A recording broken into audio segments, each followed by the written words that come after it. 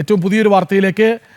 Air India ഉദ്യോഗസ്ഥർക്കെതിരെ നടപടി. തുടർച്ചയായി വീഴ്ച വരുത്തിയ 3 ഉദ്യോഗസ്ഥരെ തൽസ്ഥാനത്ത് നിന്ന് നീക്കാൻ DGCA എയർ ഇന്ത്യയോട് നിർദ്ദേശിച്ചു.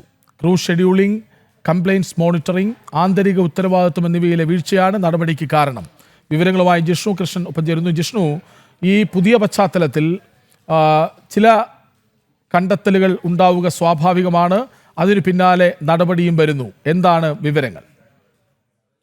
കൃഷ്ണാജ്, വിവിധ രീതിയിൽ തുടർച്ചയായി വീഴ്ചകൾ വരുത്തിയ ഉദ്യോഗസ്ഥർക്കെതിരെയാണ് ഇത്തരത്തിൽ നടപടി സ്വീകരിക്കാൻ DGCA ആവശ്യപ്പെട്ടിട്ടുള്ളത്. കടുത്ത നടപടി എയർ ഇന്ത്യ ഉദ്യോഗസ്ഥർക്കെതിരെ കടുത്ത നടപടി എന്ന് തന്നെ നമുക്ക് വിശേഷിപ്പിക്കാൻ സാധിക്കും. 3 ജീവനക്കാരെയും നിലവിൽ തലസ്ഥാനങ്ങളിൽ നിന്ന് നീക്കി ആഭ്യന്തര നടപടി സ്വീകരിച്ച് 10 ദിവസത്തിനകം റിപ്പോർട്ട് സമർപ്പിക്കാനാണ് DGCA എയർ ഇന്ത്യയോട് ആവശ്യപ്പെട്ടിട്ടുള്ളത്. അതിൽ അനധികൃതവും മാനദണ്ഡങ്ങൾ പാലിക്കാതെയുമുള്ള ക്രൂ പെയറിംഗ്, കൂടാതെ നിർബന്ധിത ലൈസൻസിംഗ്, മാനദണ്ഡങ്ങൾ ലംഘിച്ചുകൊണ്ടും പ്രോട്ടോകോളുകൾ ലംഘിച്ചുകൊണ്ടുമുള്ള നടപടികൾ, ഇവ തുടർച്ചയായി വരുത്തിയ ഉദ്യോഗസ്ഥർക്കെതിരെയാണ്. അതായത് Chura Singh, divisional vice president, Pinki Mittal, directorate of operations, crew scheduling, കൂടാതെ Payal Arora, crew scheduling and planning, ഈ 3 ഉദ്യോഗസ്ഥരെയും തൽസ്ഥാനത്ത് നിന്ന് നീക്കി ആഭ്യന്തര നടപടി സ്വീകരിച്ച് 10 ദിവസത്തിനകം റിപ്പോർട്ട് നൽകണം എന്നുള്ളതാണ് എയർ ഇന്ത്യയോട് DGCA ആവശ്യപ്പെട്ടിട്ടുള്ളത്.